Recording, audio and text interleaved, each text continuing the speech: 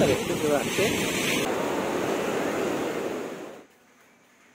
Afternoon সবাইকে। তো এটা হচ্ছে সেকেন্ড পার্ট। আগের পার্টটা আমি দুদিন আগে শেয়ার করেছি, তো আজকে লাস্ট একটা মানে ঘুরতে যাওয়ার আমাদের লাস্ট পার্টটা শেয়ার করছি। তো খাওয়া দাওয়ার পরে আমরা দুপুর ওই বিকেলের দিকে আমাদের নিয়ে গেছিলো লাইট হাউসে, যেটা ভাইজাকেই অবস্থিত। আর এটাই ছিল লাস্ট মানে ঘোরার জায়গা আমাদের। এই ওপরে উঠতে হবে আমাদের। প্রথমত ভাবছিলাম যে কি না কি আছে, সত্যি খুব একটা ইন্টারেস্টিং বিষয় নয় ভেতরটাই, যতটা আমি বুঝলাম খুব একটা আমার ভালো লাগেনি, মোটামুটি লেগেছে। তবে মানুষের একটা দেখার তো চাহিদা রয়েছে, যার জন্য এত ভিড় হয়েছে। এবার এখানে অনেক কিছু মানে পুরনো অনেক কিছু রয়েছে। আর যেটা হচ্ছে ডলফিন নোজ লাইট হাউস লেখা নামটা, তো ফার্স্টে আমরা ভাবছিলাম যে ওপর থেকে ডলফিন দেখা যাবে না, কি রকম একটা ধারণা ছিল। আর এই পাইপটা কেন উঠেছে ওপর দিয়ে সেটাও একটা সন্দেহ ছিল। তো উঠলাম, স্পেসটা ভীষণই ছোট ওপরে, আর অনেকটা উঁচুতে উঠে জাস্ট ওই ভিউটা দেখা যাচ্ছে, মানুষ এটাই দেখছে। আর লাইট হাউসের ওপরে একটা কিছু জিনিস রয়েছে যেটা কিনা ঘুরছে সব সময়, সেটাকেও দেখা যাচ্ছে। ব্যাস এটুকুই লাইট হাউসের ভেতরে। ওপরে ওঠার সময় তো যাই হোক উঠে পড়লাম। অনেক মহিলা যারা শাড়ি পরে এসেছিল তাদের পক্ষে ওঠা নামাটা ভীষণ চাপ। আর কতটা ছোট স্পেস দেখতে পাচ্ছ, এর ভেতর দিয়ে ঢুকে এই কাঁচের ঘরের নিচ দিয়ে একটা ছোট্ট সিঁড়ি রয়েছে, তার মধ্যে দিয়ে নেমে তারপর আবার 4 তলা নিচে নামতে হবে। ওঠাটা খুবই রিস্কিজনক ছিল।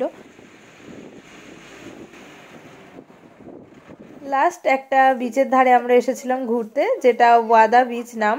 এই বিচটা দেখেই কিন্তু সবাই ভাইজ্যাক ট্যুরে আসে, মানে যেখানে সমুদ্র আর পাহাড় একসাথে মিলিত, সেটা এই বিচেই কিন্তু দেখা যায়।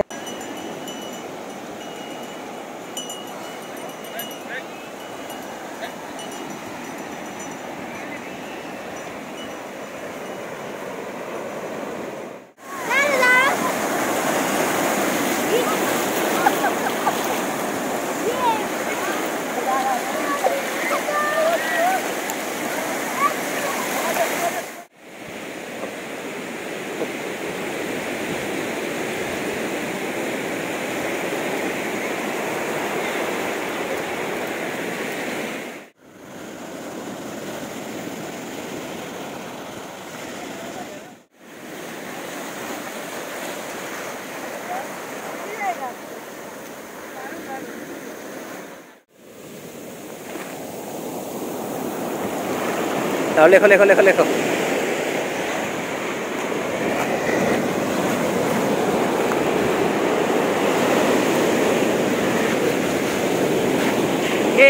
পারেনি। আচ্ছা,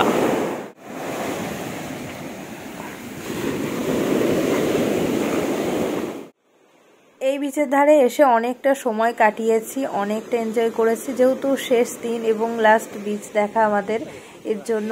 আর এত ভালো লাগছিল আমার, তো মানে পুরো প্যান্টটা অর্ধেক ভিজেই গেছিল। আমি ভীষণ ভালোবাসি মানে পাহাড়ি, নদীতে নামতেও ভালোবাসি, আবার সমুদ্রে গিয়ে তো আমি মানে উঠতেই ইচ্ছে করছে না, এরকম একটা ব্যাপার।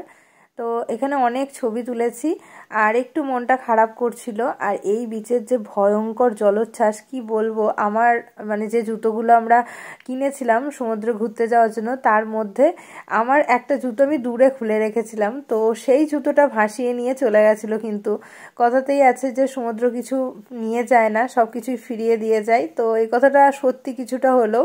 এত দূরেই আমার জুতোটা চলে গেছিলো যে আমি ভেবেছিলাম যে আর হয়তো আনতে পারবো না, বাট সমুদ্রের এত ঢেউ যে আমার জুতোর একটা আমাকে আবার ফিরিয়ে দিয়েছে।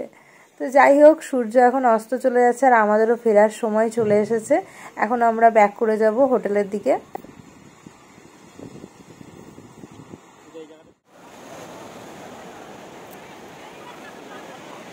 টাটা করে দিলাম সমুদ্রকে, মানে ভাইজ্যাক ট্যুর কমপ্লিট আজকে এখানেই এই বিচে।